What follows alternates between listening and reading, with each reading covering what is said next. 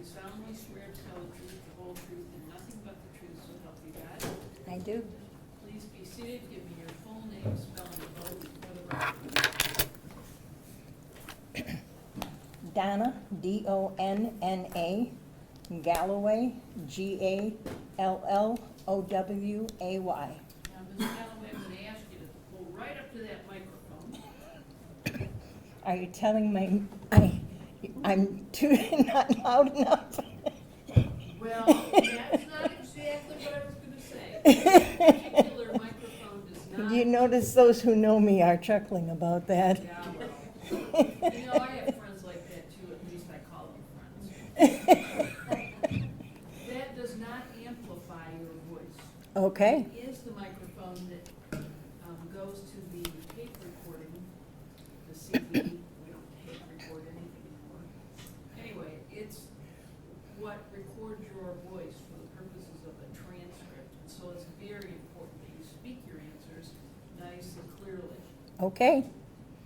Set. The other thing that I would tell you is, I don't know if you were here early on, but you're not to discuss, if we don't get done with you, you're not to discuss your testimony with anyone. Right. All right, thank you. Give us your full name for the record, please. Donna Galloway. Good afternoon, Pastor Galloway, right? Pastor is fine. Okay. You were the pastor of the Methodist Church in Morenci back in 2010, is that correct? That's correct. So give us a little background about yourself, please. Tell us about your, how you became a pastor, where you worked at prior to going to Morenci. Oh, okay. I started out as a pastor in the Salvation Army. I come from a small town in northern Michigan, a large family, which is why I fit in Morenci quite well, because small town, etc. And I started as a Salvation Army pastor. Did that for 25 years, almost 27 years. And then became a United Methodist pastor, had a break of about 2.5 years, and then became a United Methodist pastor. Came to Morenci. Morenci was my first charge, my first appointment was Morenci, and then while I was in Morenci, I took on the Weston United Methodist Church. So I did that for 11 years. Okay. Which is nearby Morenci, but not too far away. Right, right. Okay. When did you first start in Morenci? The end of June in 2010. I came a little earlier than most pastors in that move because I was not coming from another church. I was coming from out of my retirement, so to speak, and coming into Morenci. Do you have a special recollection of meeting the Skelton boys? I certainly do. I was moving in, and the boys saw that there was a car in the driveway. I don't know if they were taking a walk or riding their bikes, but they didn't live too far from the parsonage. And I was taking a break, sitting on the porch, and they came up and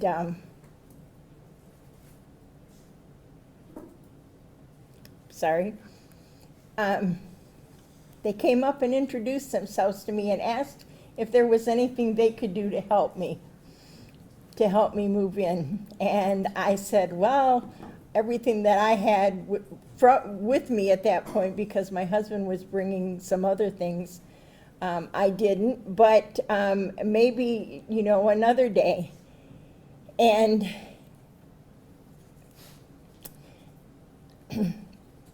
Alex asked if I was going to have Vacation Bible School. Vacation Bible School. Vacation Bible School. They really liked Vacation Bible School. And I said, well, I think I can do that. And they said, tomorrow? I said, I'll need a little more time than tomorrow to plan. And we kind of sat on the steps of the parsonage and chatted for a little bit. And they said they wanted to show me where they lived. I walked to the corner with them of Congress and looked down. They said, "That's our house right down there." And it wasn't too much longer before I met Tanya, because apparently they went home and told her everything, especially about Vacation Bible School. And we did have Vacation Bible School, and that's another great memory, because we made boats out of boxes, which they took home. Sorry about that one. But I picked up refrigerator boxes and things, and we made boats to sail on the Sea of Galilee, and the boys just loved that. So it sounded like they became active in the church, very much so at that point in time. Yes, they were very active. Saw them every Sunday morning. So we're talking about starting roughly in July of 2010, right? Mm-hmm. And Yes. Yes. Yes. and was either of their parents with them, or both their parents with them? Both of their parents and grandparents, sometimes a great aunt. It just depended on who was visiting and who was checking things out. Okay. As summer progressed, did you continue to come to know the Skelton family? Yes, absolutely. Explain how that came about. Well, we had different events at the church. We had a family time. We had an introduction to the pastor. Never did get to teach them what they wanted to learn so badly. I introduced myself with a trick that nobody else could do, and that is that I could blow up balloons with my nose. And the boys sat and watched, trying to figure it out. And they asked me if I would teach them, and I said, only if your mother will say yes. And that was at a family gathering. We were in what was called the Rotunda area, and she just shook her head because that was kind of a strange thing, but it was fun. And they thought that because I could do that, I was really, really special. So as summer started to get passed by and into fall, did you personally become aware there was some problems with the Tanya and John Skelton marriage? Yes. Tell us how you found out about this. Various discussions. As pastors, we get phone calls. People say, hey, you need to be praying for. I was also friends with Tanya's mom, and we probably saw each other 2 or 3 times a week, and had lunches together and whatever. So I knew that there were some problems, but I knew that they were doing some counseling, and they were wanting to work on it, partly because of the boys and partly because they needed to work on it. Okay. At some point, did you become aware that a couple of the boys wound up in Florida for a while? Yes, that was an interesting time. That was the first time that I, as a pastor, saw my congregation rally around a family that was part of it. And there was no hesitation when I picked up the phone and called various people and said, hey, Tanya and Bev need a little help getting down to Florida to get the boys. Can you help? And I did not have one person say no. So how did they help? They helped by providing financial assistance, money for gas and for staying at a motel if necessary, so that Tanya could go down and get the boys and come back home with them. And that was a congregational ask? Yeah, and it wasn't an ask by Tanya and her mom. It was an ask by me. I was the one who, went to to the folks and said, hey, this is what we need, this is what we need to do. And not a moment's hesitation from that congregation of people. So what happens next with your relationship with the Skelton family after this?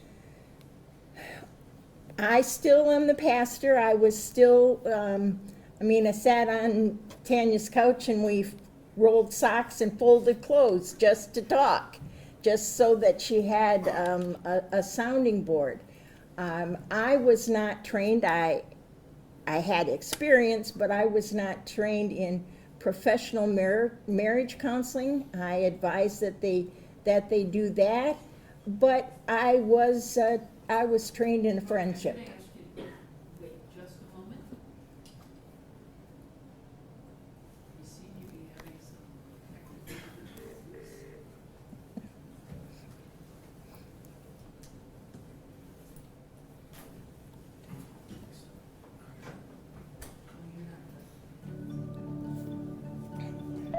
You are in the meeting now. All right, I think we're back. Okay. So you mentioned, or you started to mention that you weren't necessarily trained yourself in marital counseling? In marital counseling. And also, from my experience as a pastor, I knew that counseling with a couple in the congregation was never a good idea. No matter what, somebody thought there would be sides, whether there was or wasn't. And I decided that I would be the pastor and they could find someone who would be the marriage counselor. Okay. And so I was available to anyone who needed me. Okay. Then what happens next? Oh, what happens next is a lot of different things. We had Vacation Bible School, Cub Scouts started, school started. The boys were in a club at school, the Bible club, which one of the ladies at the church taught. And they would come in on Sunday morning. I was usually in the upstairs part of the church. I would hear them come in the front door and run across the rotunda. I could hear their feet, three sets of feet as they hit the stairs and up to me, because they wanted to say their verse for me that they had for school. Because if they said this verse at school, then they would get a prize or get to draw out of a prize box or something. And because of their age difference, they each had a different part of the verse to say.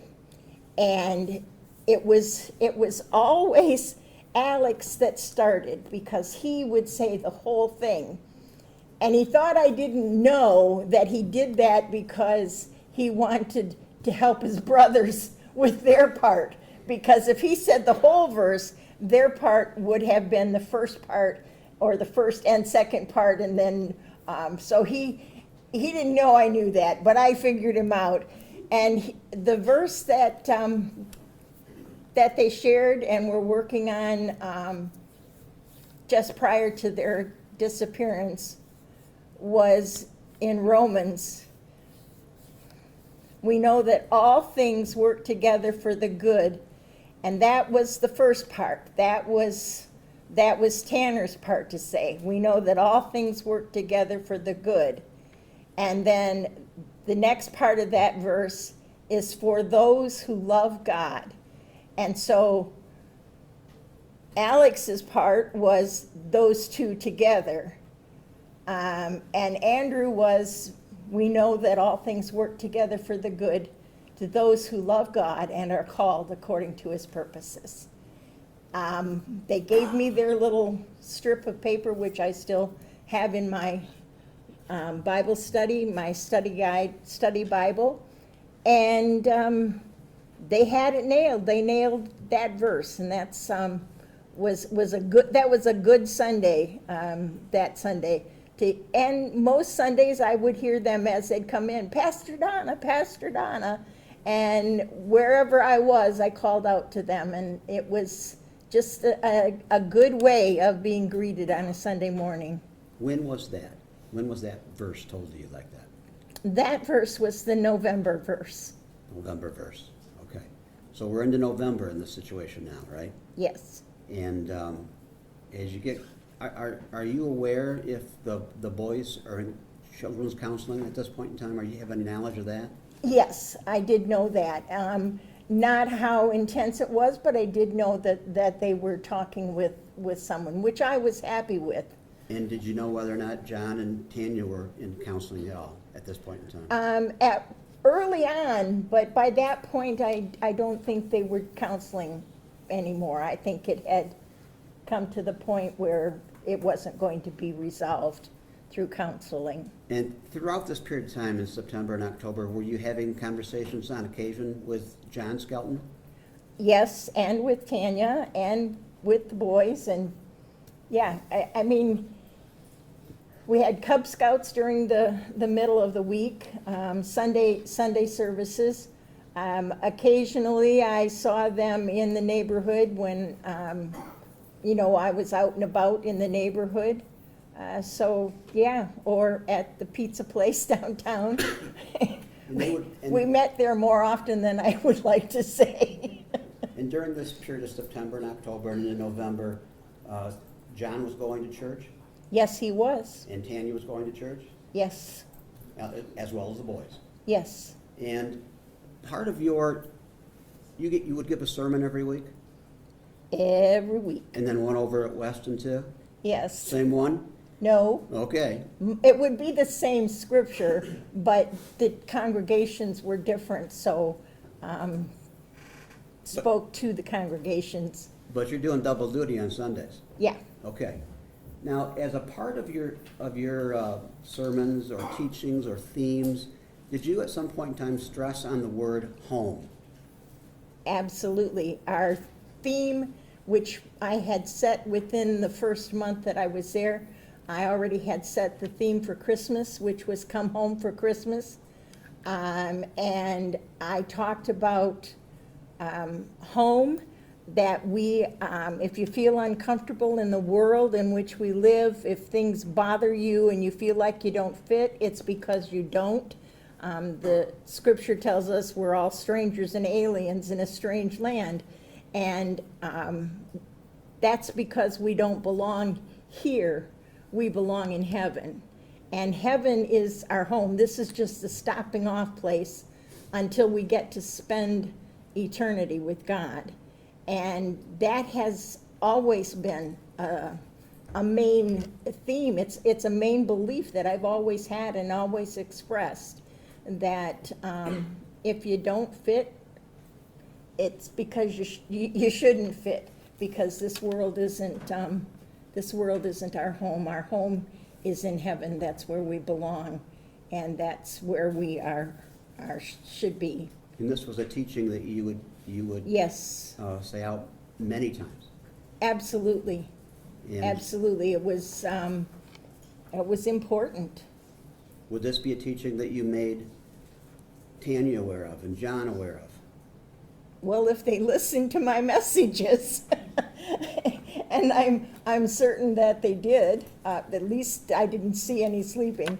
But yeah, that would have, yes, they would have gotten that impression. And even in general conversation, if somebody were to say to me, so where are you going? Well, sometimes my response was, and still is, heaven, if God still will have me. So, that heaven is my home. So as you get closer and closer to Thanksgiving, your plan, your individual plan, was not to be in Morenci on Thanksgiving, is that right? Right, In 2010. right. Tell us what your plans were for Thanksgiving of 2010. My plans were to be with my daughter and my grandchildren in Hubbard Lake, Michigan, which is up near Alpena, That's in rough. northern Michigan. That's roughly how long a drive from Morenci area? From Morenci, it's about 5.5 hours, depending on who's driving, me or my husband. And so what day did you go up there? We would have gone up there Wednesday evening after our Bible study, if we had Bible study. If not, we would have gone Wednesday afternoon, The 24th. right? Okay. So were you there for Thanksgiving then on Thursday up there? Yes. Okay. Do you recall that Thanksgiving, the Thanksgiving day itself? Just that I had fun with my grandkids. We stayed in our home that we owned at that time, that our older daughter was living in. Was a good time. Okay. But I was ready and excited to get back to finish my planning and get started with the plans for Christmas. Okay. So the next day, did you start to go home, or were you planning on going home on the 26th or the 27th? What was your original plan? Well, our original plan was to stay until late afternoon on Friday, just spend a little more time with our grandkids. But we decided to leave a little bit earlier just because I was a little anxious to get back and make sure things were done the way they were supposed to be. Okay, so you left Friday. early afternoon? Yeah, 1 o'clock, 2 o'clock? something like that, yeah. Okay. Do you receive a phone call or a message or something on your way home? On the way home, the phone rang and it was my lay leader calling to let me know that he was at Don and Bev's, at Tanya's parents', and that John had not brought the boys home after he had them for Thanksgiving, and that they weren't able to find them. And so we probably for the last hour and a half or so, maybe 2 hours on the way home, I was back and forth on the phone with Bob, who was the lay leader, as he kept me posted on what was happening, and didn't go home, went directly to Don and Bev's house. Don and Bev would be Tanya's mother and father? Yes. Okay. Do you have a recollection of roughly what time it was when you got there? I don't know. Was it dark? Yes, it was dark. Most everybody was kind of set up in Don's man cave, the garage, and that's where I went directly to. So we are talking, we're still talking about the 26th. We haven't got to the 27th yet, right? No. This is November 26th, the Friday. Right. And when you arrived there, did someone update you as to what was going on? Yes. And part of that update, did that include the fact that John Skelton was in the hospital? Yes, it did. Did you, at that point in time, did you know what hospital he was in? No, I did not know what hospital he was in or why he was in the hospital. That was probably an hour or so after I got there that learned why he was in the hospital And where he was at? and where he was at. Okay. And you had conversation with Tanya during this stretch of time? Yeah. Yeah. Yes. At some point in time, did a phone call come in to Tanya? Lots of phone calls came in for Tanya. How about a phone call from John? Yes. You recall that? I recall that he wanted to talk with her. And at that point, she was trying to talk with him, but couldn't because she just was too stressed. Okay. So what happens? Did you talk to him? I talked to him. That seemed to be what happened. Passed the phone to Pastor Donna. And that was okay because I was there to do whatever needed to be done. So did you recognize John's voice on the phone? Yes. And initially, what did he say to you? He asked me to let him talk to Tanya, and I said, she's not going to talk to you. She's upset. She's, trying to figure things out.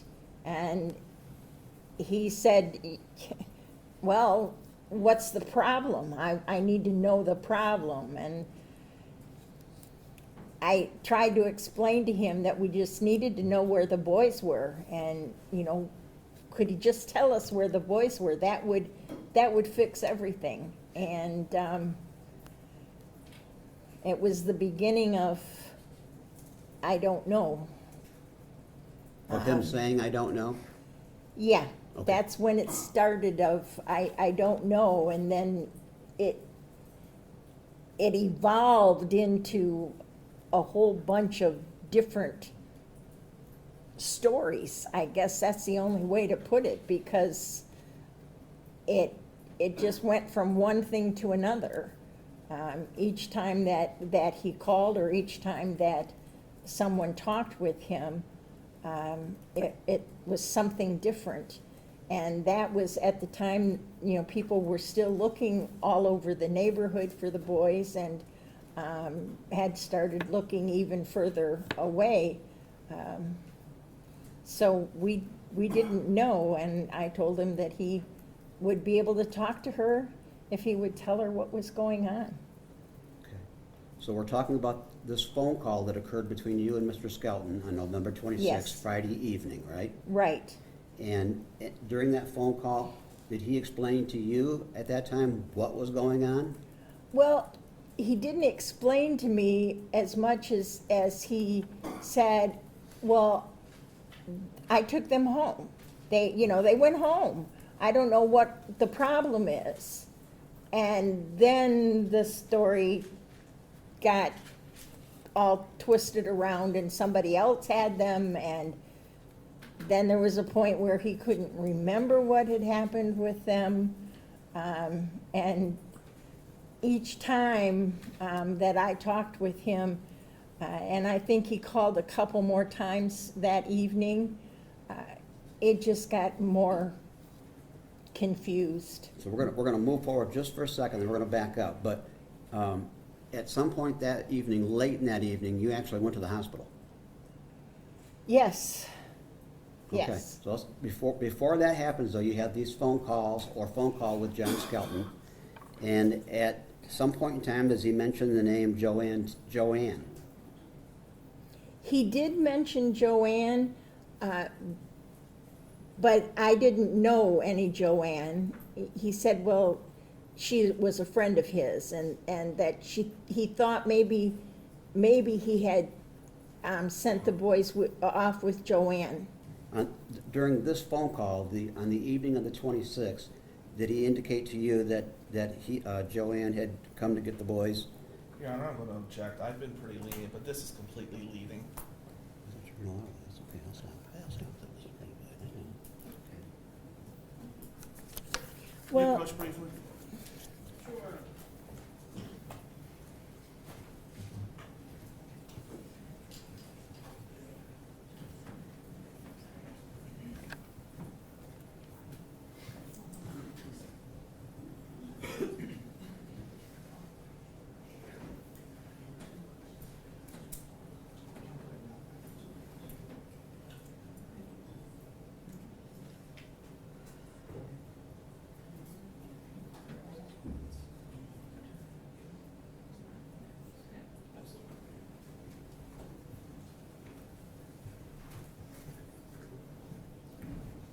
There was a objection on the floor from Mr. Mondale that the prosecutor is leading.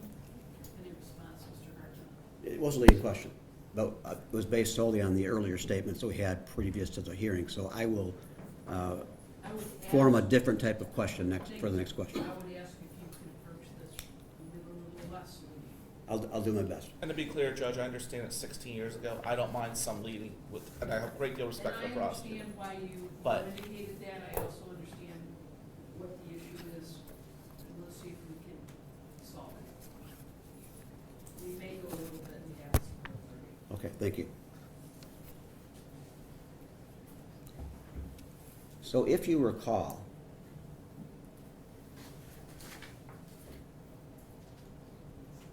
did Mr. Skelton indicate what time you gave the boys to this Joanne? Sometime in the morning, because at a certain point, he talked about how disappointed the boys were that Tanya had not had Thanksgiving with them, that she had had Thanksgiving with other family members, and not with them.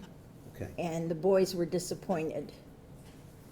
So right now, again, we're still talking about Friday. Right. Okay. Right.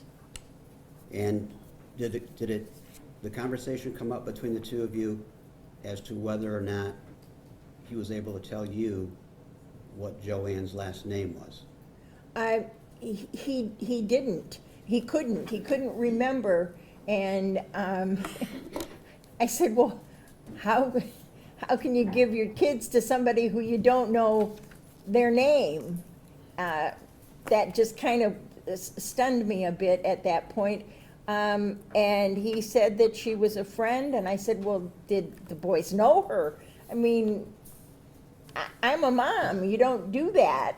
And he said that the boys knew her because they had met her and had snacks together, and they were very comfortable with her. And he needed a break, and they needed a break because they were heartbroken and disappointed that they couldn't be at Thanksgiving with their mom. And that she, he said to me then as well, all I wanted was Thanksgiving together as a family, the last holiday we'd have together as a family. And she wouldn't do that, and it disappointed the boys and disappointed him, and it was just something that he didn't want the boys around while he was trying to cope with that. Did he give you any? Hold on, let me ask. Okay. Let me ask another question. Did he give you any idea what he thought the person's last name was, if you recall? I don't recall whether he told me a last name or not, but I said, well, where are they? You do know where they went. And he said to me then, well, by Jackson, somewhere by Jackson. They live by Jackson. That's where she's from. And then he told me that, I said, well, do you have a phone number? No, he didn't, but there was a phone number at home that he wrote on an envelope somewhere. Did he indicate where he supposedly had met this person before? Yeah, he met her, the first time he met her, her car had broken down on the road, and he stopped, because of being a truck driver, truck drivers do that stuff. He stopped to help her get her car running. And then he noticed that she had a Cafe Mom sticker on her car. And so he looked her up on Cafe Mom, and that's how they started this friendship.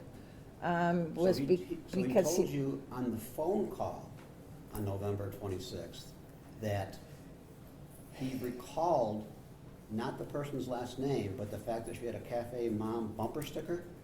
Yeah, that he remembered that because of the work he had to do on her car, whether it was changing a tire, I don't know what it had to do with, but her car was broken down.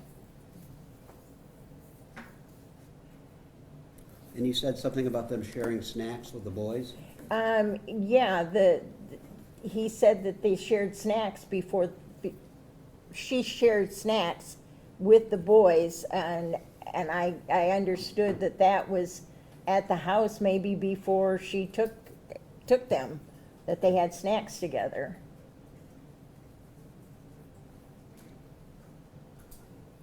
And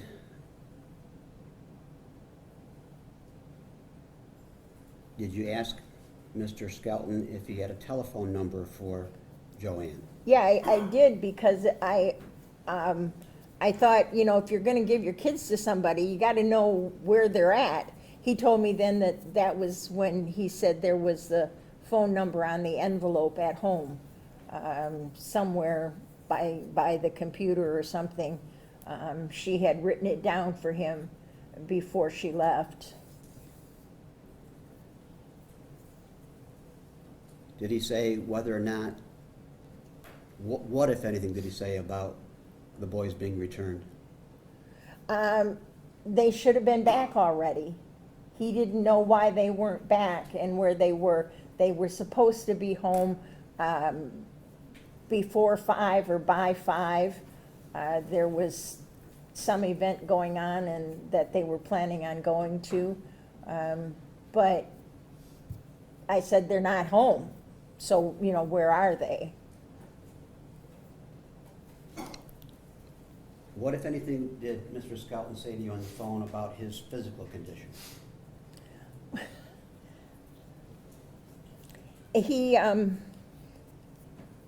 He was complaining that he wasn't being taken care of very well at the hospital, that he was in a lot of pain, and that they weren't giving him enough pain medicine, that it wasn't helping whatever it was they were giving him. It wasn't helping, and that he just couldn't understand why everybody was being so mean to him. Tanya not wanting to talk to him, police showing up, not giving him pain medicine, all of those things. He couldn't understand why he was being treated so poorly. So subsequent to that phone call or phone calls, did you made a decision to go to the hospital that late that evening? Is that correct? Yes. Okay, why did you decide to go to the hospital late that evening? I thought that if I sat and talked with him, he would tell me where the boys were. That if I prayed with him, if I gave him the dignity that in my head that I thought he was looking for, and the respect, that he would tell me where the boys were. So do you recall approximately what time it was you got down there? Well, it was after visiting hours, unless you're a pastor. Pulling rank again. Yeah, and it would have been, would have been late. I'm sure it would have been before midnight, but not a whole lot before that. And were you able to see John? Yes. Did you see John by yourself at that time? No, because he was under protective custody. There was a police officer there. Okay. Was the FBI there at that point in time? I'm not sure if they were there. But I know that there was a police officer that was there Who at was that time. in the room while you were there? Yes. Okay. Because of the protective custody situation. And did you tell John Skelton why you came here, why you came to the hospital to see him at this late at night? Yes. What did you tell him? I told them that I came there because I wanted to pray with him. I wanted to pray for the boys, to find the boys, and that we could pray together. And I wanted him to know that he could trust me and tell me where the boys were.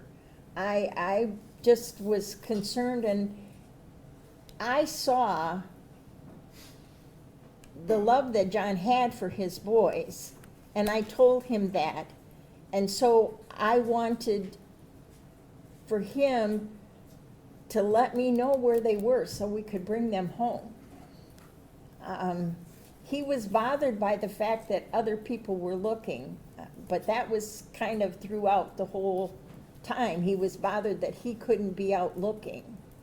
Okay. And, but also, he didn't think he could look because he was injured in his foot and ankle and the pain that he was in. And I tried to explain to him that everybody was in pain because they wanted the boys home. And he said, well, I don't know why they're not. I don't know why they're not. Okay, what happens next in this conversation?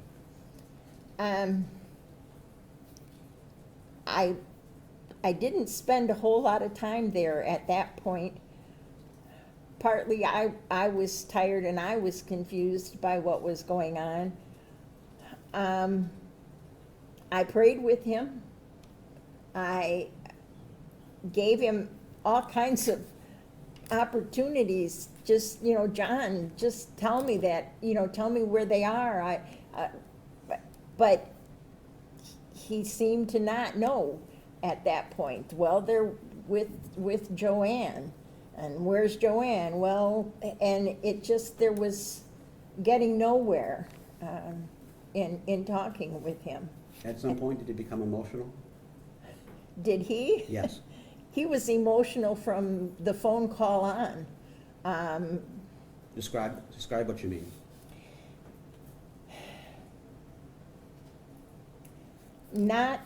Not making light of the fact that if you've injured yourself that you're going to have pain.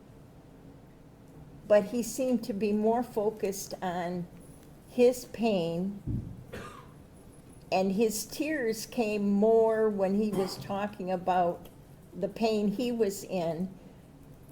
There weren't the tears about where are my boys, who has my boys. Those were statements, those were questions, but there wasn't the emotion behind those that there was about my foot really hurts and I just don't know if I can stand this pain. And it was, that's when the tears came. When he was talking about his injuries? When he was talking about his injuries and Not what so had much- happened. Not so much when he was talking about the boys. No, he was insistent when he was talking about the boys. And he was very firm when he was talking about the boys. I don't know where they are. I want to see the boys. I miss them. And I said, well, you were the last one with them. Yeah. Tell us where they are. I'm going to object. She's completely giving an opinion on psychological studies. She's not been deemed an expert. She, respectfully to the pastor, she does not know if he was crying simply about his injury or the boys, and she cannot make that determination without being qualified as such. Well, I didn't perceive the answer that she was giving as one. She did express an opinion indicating that she believed the pain was the crying or the emotional response came when he talked about his physical pain, his hurt ankle, and that when he spoke about the boys being missing, he didn't have that emotional response. And I think that that is different than expressing an opinion where she's saying, I think this came from one and this came from the other. She's just saying that when he would talk about the boys, it was direct and it was specific. And there wasn't the emotion associated with it, and then he would talk about his physical pain and he would become emotional and upset. So she's saying that those were the two things she observed. I don't think that that is the kind of thing that would require her to be an expert. She's making an observation about what was happening when she was having this discussion. So I'm going to overrule that objection. Thank you, Your Honor. Did he show any emotion like you've described during the period of time where he spoke about Tanya? I'm sorry? Did he show any emotion like the way you've described so far when he spoke about Tanya? Initially, he cried. He loves, I love Tanya. I don't know what I can do to help. I don't know. And there was emotion there, and there was an intensity in that emotion. And he was crying. He was crying, and it was it wasn't sobbing or anything like that. There were tears. And I said that all of that would change if he would just tell Tanya where the boys were. That, you know, he asked me, can she ever love me again? And I said, I don't know that she doesn't still love you, but you got to tell her where the boys are. And I cried. He just didn't seem to get to understand that the boys were the focus. He was focused on himself. He was focused on Tanya's reactions. He wasn't focused on the boys.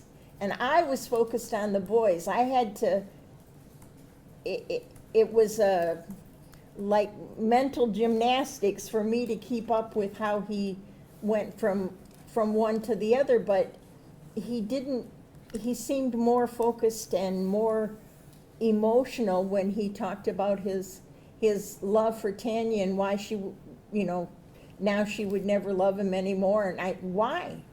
Where are the boys? I kept trying to bring it back to that, and was not successful. Ultimately, ultimately, what if any statement did he make to you? And that, again, we're talking about you in the hospital late in the evening on the 26th, about some of these themes and teachings that you have presented to him in the past. Well, he said that he knew that the boys were safe. He said that to me several times. The boys are safe. Trust me, Pastor, the boys are safe. Well, where are they safe at? Just you telling me they're safe doesn't help me know where they're safe at and what they're safe from. He said, you know, the boys, they should be home because that's where Joanne took them. She was supposed to take them home. They should be there. And I explained repeatedly that they weren't, and that's why we were in the middle of all of this, because they weren't home. So he was using the word home? Yes, he was. Do you want to keep going, Your Honor? Yes. Thank you.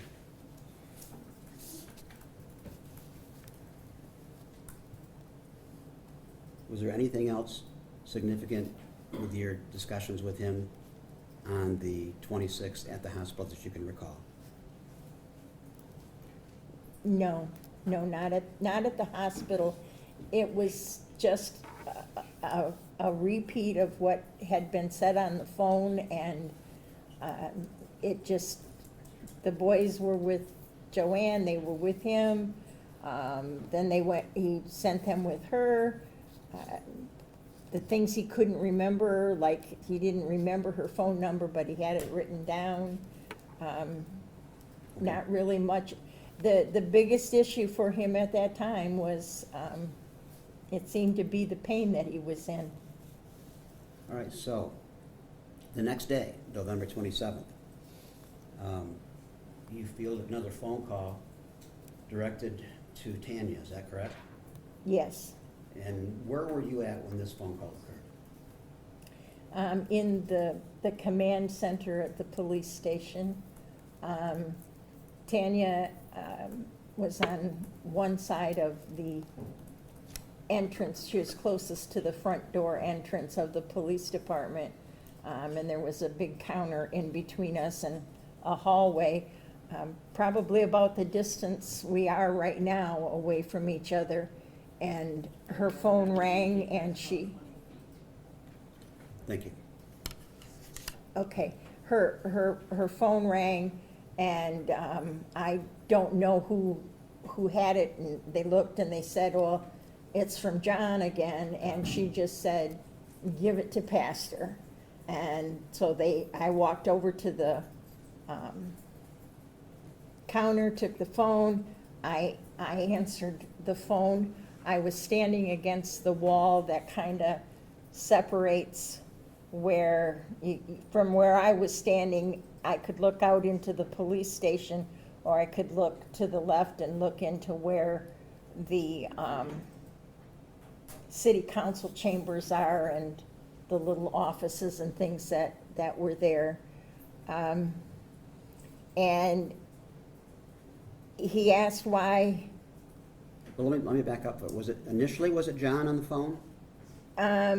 No, because it was coming through the hospital or the jail, actually. I think by that point they had transferred him over to. November 27th was still hospital we're talking about. Okay. There's a phone call for Tanya from John, and I said, I'll take the phone call. And so I took the phone call.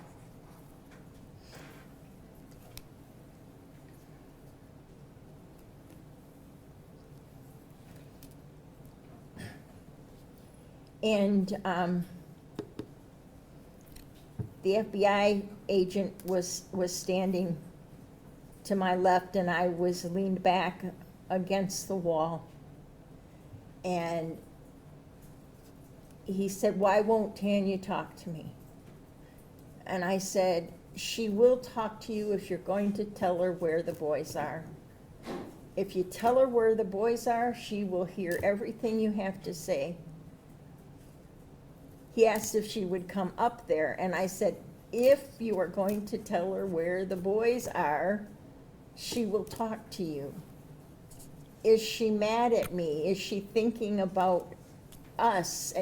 And I said, she can't think about anything except her boys right now. She's a mom.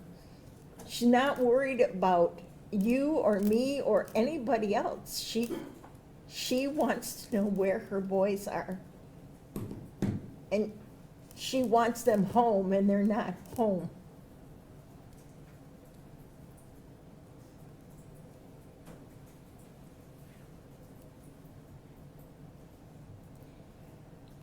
And he said to me,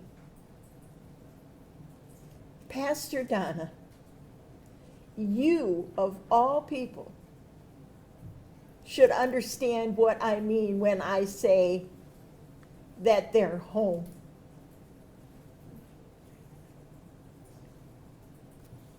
I just kind of slid down the wall and sat on the floor. He hung up the phone. I didn't hang up, he hung up.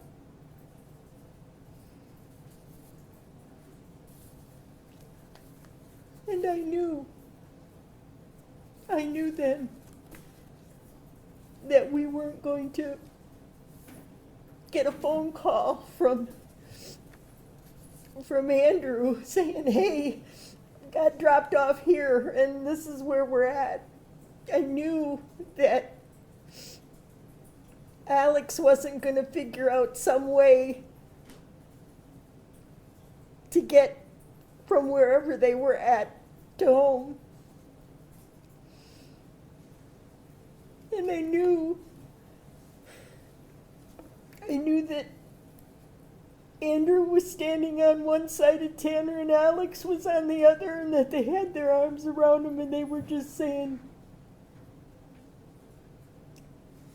"You're okay, we're gonna be okay. We're together, we're gonna be okay." You need a moment? You need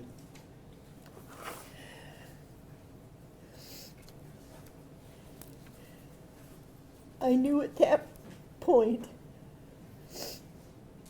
when he said, you of all people should know what I mean when I say I sent him home. I knew that they were dead. I kept my hope alive. I kept encouraging everybody to keep on But in my heart of hearts, I knew what he had done. I didn't know what he had done other than that he had taken the lives of the boys. That's the conclusion you drew based on That the was- word he used, correct? Yes, Okay. Let's skip ahead to the next day. You're back at the hospital, and there's discussions going on. There's an FBI agent there. You recall that? yes, Okay. And at some point in time, you're talking with him, and the FBI is talking with him. Is that correct? right. And at some point in time, something is said by Mr. Skelton that leads to a search. When he and I were first talking, and again, I just wanted to know where the boys were. And I kept hoping beyond hope that where they were and that I was wrong. And he talked about, a couple of times he talked about he was like in the clouds and there was this big hole and he didn't know, it was a black hole that was just swallowing his thoughts, and he didn't know where anybody was or what was going on. He didn't understand. And then he talked about the fact that Tanya was at her sister Tennille's house for Thanksgiving, and that the boys were really sad that she couldn't decide to have Thanksgiving with them. And so he drove out to Tennille's house, and the kids looked through the window. Well, I knew those boys well enough to know that one or the other of them was going to march up on that porch and open the door and say, "Hey, we're here." They weren't going to stand outside a window and watch their mom and the rest of the family or whoever was there have Thanksgiving dinner when they were that close. And he talked about the school that was there, and that he thought maybe had gone in the school, but there was this big black hole, and he couldn't, he wasn't sure.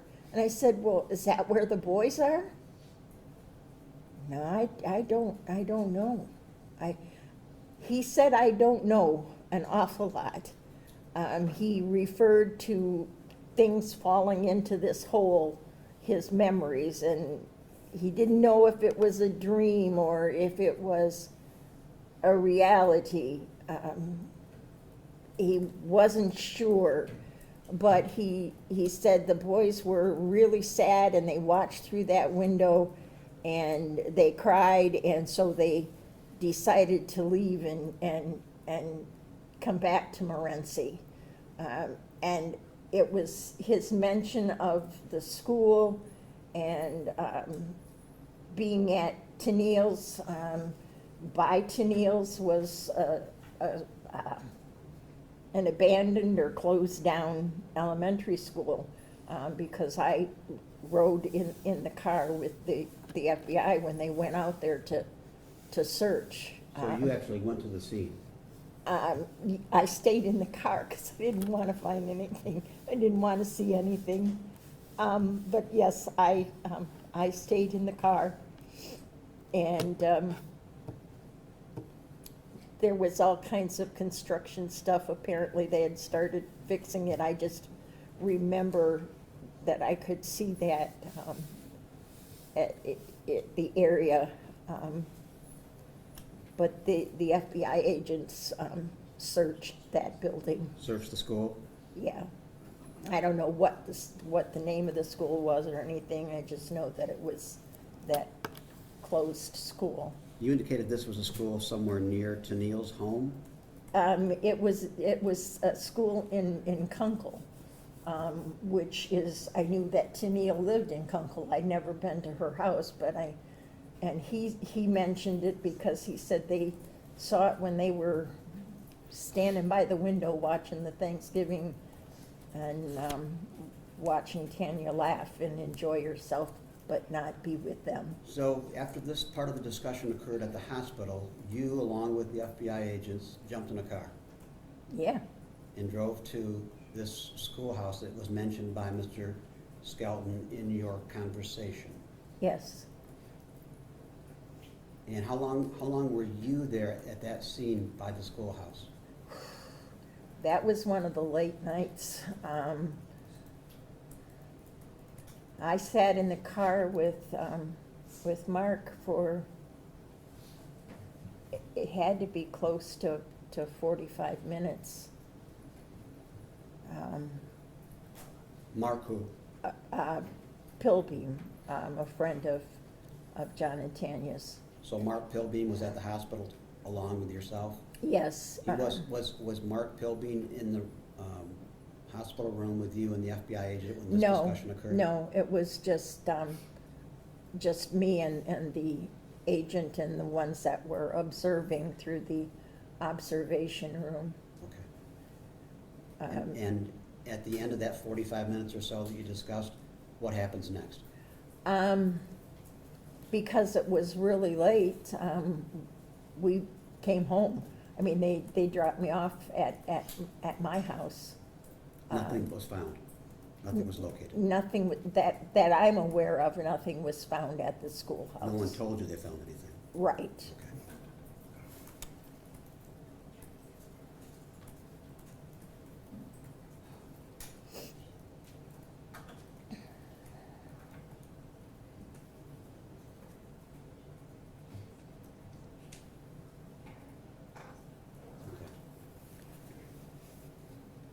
I'm going to back up a little bit.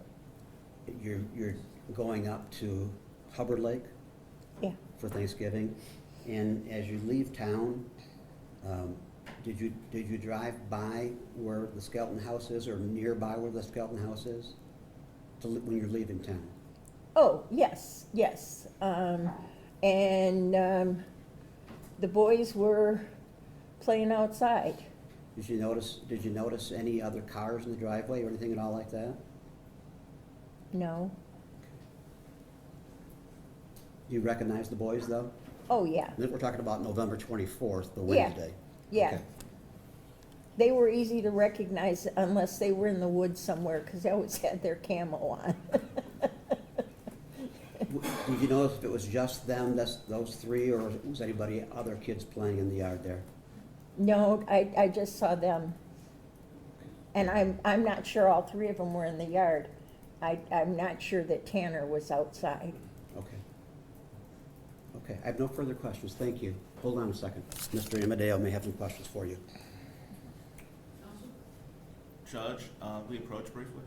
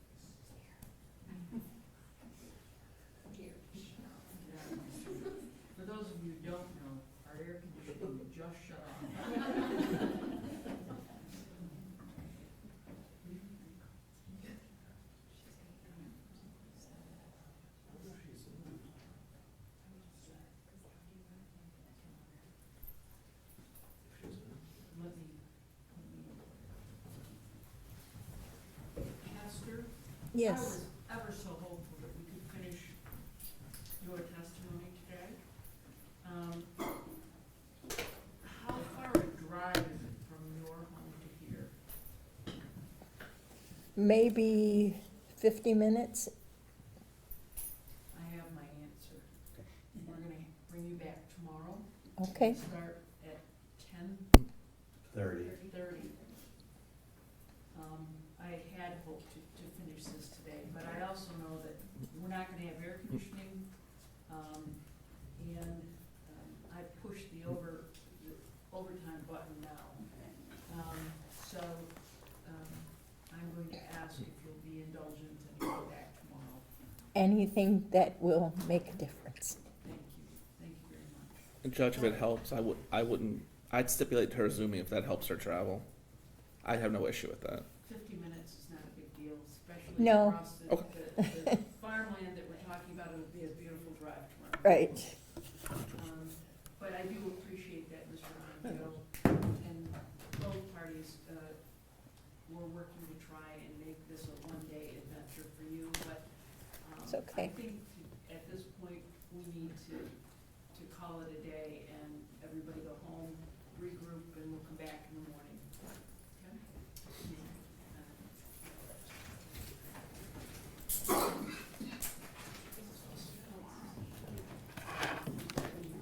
I'm gonna ask that we don't have a conversation right now because I'm gonna have some wrap up here.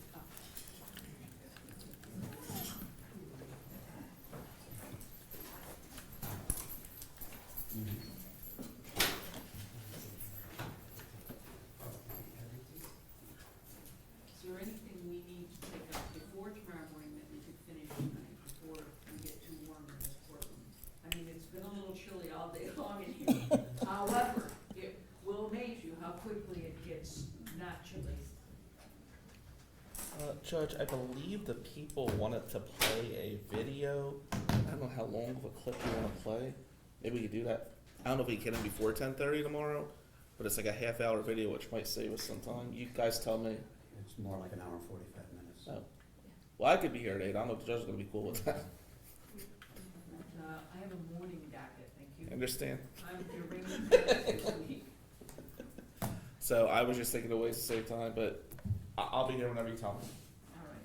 Well, why don't you get here at 10, just on the off chance that we have something that needs to be taken up?